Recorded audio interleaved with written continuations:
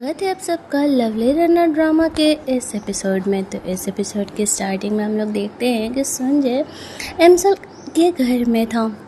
वो freshen up होकर के आता है तभी यहाँ पर एमसल की मॉम आने लगती है। अब वो संजय को जल्दी जल्दी कमरे के अंदर अपने कहती है जाने के लिए, और गेट पर संजय के शूज़ रखे हुए थे तो वो दौड़ती है उन्हें छुपाने के लिए। तब तक उनकी मॉम और ग्रैनी कमरे में एंटर कर गए थे। अब जल्दी जल्दी एमसल उन शूज़ को छुपा लेती है ताकि उसकी मॉम ना देख पाए। उसकी मॉम पूछती है वो यहाँ क्या कर रही है, तो कहती है कुछ नहीं, उसने बस अभी बेबी को सुलाया और वो भी आराम करने के लिए जा रही है। उसकी मॉम लोग भी अपने अपने कमरे में चली जाती हैं। फिर एमसल अपने कमरे में जाती है जहाँ पर कि देखती है कि संजय यहाँ पर ड्रेशन अप हो करके उसके आने का वेट कर रहा है। वो एमसल को इस तरीके से सूट छुपाते हुए देख करके पूछता है कि वो ऐसा क्यों कर रही है। तो कहती है मेरी मॉम को पता चल जाएगा तो बेकार में ही पंगे क्रिएट होंगे। 10 मिनट में वो दोनों सोने के लिए चले जा रहे हैं तो फिर मैं तुम्हें यहाँ से बाहर निकाल दूँगी। संजय कहता है बट हम दोनों तो बिजनेस पार्टनर है ना। एमसल कहती है हाँ, लेकिन मेरी मॉम इस बात को नहीं समझेगी। अब वो दोनों यहाँ कमरे में बंद थे। एमसल को समझ नहीं आता वो क्या करे। वो देख रही होती है कि उसकी मॉम लोग सोने गई या नहीं है, और संजय यहाँ पर उसके कमरे में नज़र दौड़ा रहा था। एमसल कहती है तुम्हें लड़कियों के कमरे इस तरीके से नहीं देखना चाहिए। संजय कहता है ओ सच में, लेकिन मैं तो बस नॉर्मली ही इन्हें देख रहा हूँ, तुम्हें क्यों इतना प्रॉब्लम हो रही है। खैर छोड़ो। यहाँ पर उसकी नज़र उस वॉच पे पड़ती है तो वो उसे चेक करने लगता है। एमसल उसे छीनने का कोशिश कर रही थी तो गलती से वो वॉच नीचे गिर के टूट जाता है। संजय से कहता है वो मेरी वजह से नीचे गिरा है तो वो उसे बनवा करके उसे वापस लौटा देगा। एमसल उसे छीनने का कोशिश करती है तो वो कहता है कि नहीं मैं लौटा दूंगा, तुम इतनी कैजुअली मेरा हाथ क्यों पकड़ रही हो। एमसल जल्दी से अपना हाथ पीछे खींच लेती है। फिर संजय उस वॉच को रख लेता है।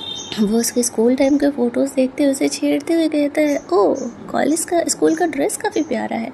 एमसल अपनी फ़ोटो को छुपाने का कोशिश कर रही थी। वो कहता है मैं मजाक कर रहा था, एक्चुअल में तुम काफ़ी प्यारी हो। अब यहाँ पर एमसल भी थोड़ा थोड़ा पिघलने लगती है।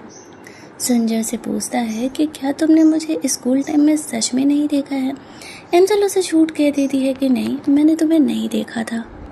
तभी वहाँ पर उसकी मॉम बाहर से आ रही आवाज़ों को सुनती है तो सोचती है कि क्या है, तो एमसल उन्हें कह देती है कि वो सोने जा रही है। अब यहाँ पर संजय उसे कुछ इस तरीके से रोका था तो दोनों के बीच यहाँ पर रोमांटिक से मोमेंट क्रिएट होते हैं। थोड़ी देर बाद जब सब सो गए थे तो एमसल संजय को जल्दी जल्दी घर से बाहर निकाल रही थी। गेट पर जल्दी से उसे शूज़ पहनने के लिए कहती है और जैसे ही वो उसे गेट से बाहर निकालती है यहाँ पर दरवाज़ा बंद करते समय संजय को फ्लैशबैक में वो सीन याद आता है जहाँ पर कि इसी घर पे उसने एमसल को किस किया है। अब वो सोचने लगता है कि वो ठरकी हो गया है क्या, वो एमसल को किस करते हुए कैसे इमेजिन कर सकता है। उसे समझ नहीं आ रहा था कि ये उसका फ्लैशबैक है या फिर उसने इस चीज़ को इमेजिन किया है। तो वहाँ से बाहर निकलता है। नीचे हम लोग देखते हैं कि वही किडनैपर टैक्सी ड्राइवर किसी को छोड़ने के लिए आया था। उसकी नज़र भी यहाँ पर संजय पे पड़ती है। संजय उसे नहीं देखता है, और देखता भी तो पहचानता थोड़ी। वो वहाँ से अपनी कार लेकर के निकल जाता है। वो टैक्सी ड्राइवर भी वहाँ से चले जाता है। दूसरा सीन आता है जहाँ पर कि हम लोग देखते हैं कि घर पर संजय सर्च कर रहा होता है। किसी लड़की को इमेजिन करना कि वो उसे किस कर रहा है, इसका क्या मतलब होता है। बट वो कंफ्यूज था कि उसने सपना देखा या उसका फ्लैशबैक था या वो इमेजिन कर रहा था। तभी वहाँ पर बैठे उसका फ्रेंड आता है और उसकी सर्च हिस्ट्री देख करके वो उसकी मजाक उड़ाने लगता है। यार तुम इतने बड़े हो गए हो, तुम्हें इन चीज़ों को इमेजिन करने की ज़रूरत नहीं है, तुम तो रियल लाइफ में एक्सपीरियंस कर सकते हो। फिर वो उससे पूछता है कि कौन है वो लड़की जिसको लेकर के तुमने ये इमेजिन किया है, क्या वही है जिसे कि तुम अपने घर लेकर के आए थे। संजय कहता है कि नहीं वो तो बस एक बिजनेस पार्टनर है। तो बेकी से कहते हैं तुमने अपने बिजनेस पार्टनर को किस करते हुए मेंशन किया। तो संजय कहता है नहीं ऐसा कुछ नहीं है, मैं बस कंफ्यूज हूँ, मुझे समझ नहीं आ रहा। जब मैं उसे देखता हूँ तो मैं काफ़ी खुश हो जाता हूँ, ऐसा लगता है जैसे कि दुनिया में कितना खुश हूँ मैं उसके साथ। बेकी उसे समझाता है मुझे लगता है कि तुम्हें उससे प्यार हो गया है, तुम्हारे अंदर इमोशन भर भर के निकल रहे हैं। तुम अगर किसी को देख करके इतना खुश होते हो तो इसका यही मतलब है। लेकिन संजय अपनी फीलिंग को एक्सेप्ट करने के लिए तैयार नहीं था। यहाँ पर बेकी उसे कहते हैं तुम्हें वो कीमते याद है जो कि हमारे स्कूल टाइम में साथ था, काफ़ी फेमस, वो पुलिस ऑफिसर बन गया है और वो तुमसे मिलने चाहता है।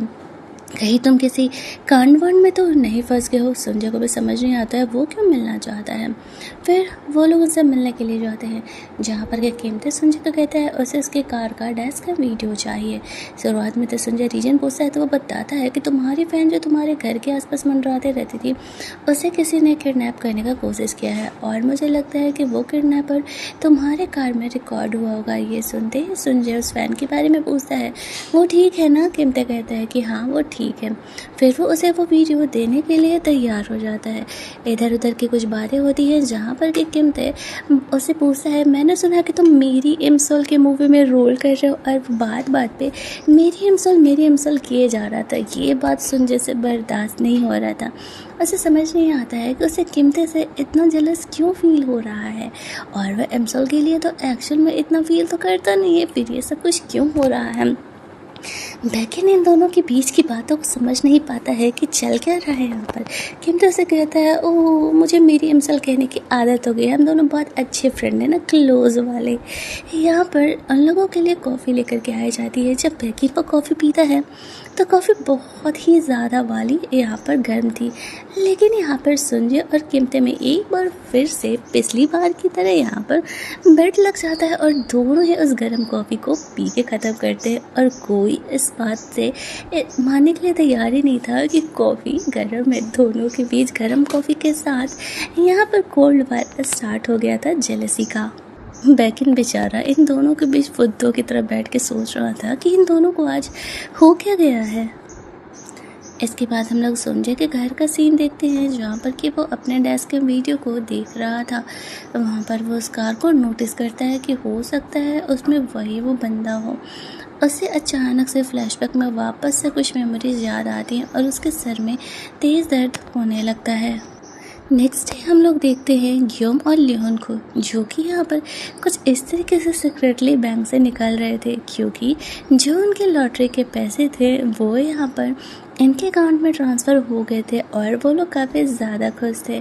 यहाँ पर ग्योम सच में अपनी बहन इमसल को थैंक्स कर रहा था, उसकी वजह से लॉटरी में उसने इतने सारे पैसे जीते हैं, और वो सोचता है कि अगर वो अपनी बहन की बात मानता तो शायद और ज़्यादा पैसे जीत सकता था। वो ढक्कन कई सालों से उसी नंबर पर बेटिंग कर रहा होता है, लेकिन वो पैसे नहीं जीतता। तो एक दिन एक कन्वीनियंस स्टोर के बाहर वो चिल्ला करके नशे की कंडीशन में सबको वो नंबर बताने लगता है, और उसके चक्कर में बहुत सारे लोग अब तक वो लॉटरी जीत चुके हैं। खैर आगे भी शायद वो ऐसा करते रहेगा। यहाँ पर जो लियोन होती है वो ग्योम को अलाउ कर देती है, ठीक है ये तुम्हारे लाइफ का लास्ट ऑडिशन होगा, जाओ तुम्हें किसी मूवी के लिए ऑडिशन देना था ना, तुम दे सकते हो, और तुमने ये लॉटरी जीता है। तो ये बात सुनते ही ग्योम खुश हो जाता है और वो उसे थैंक्स बोलने लगता है।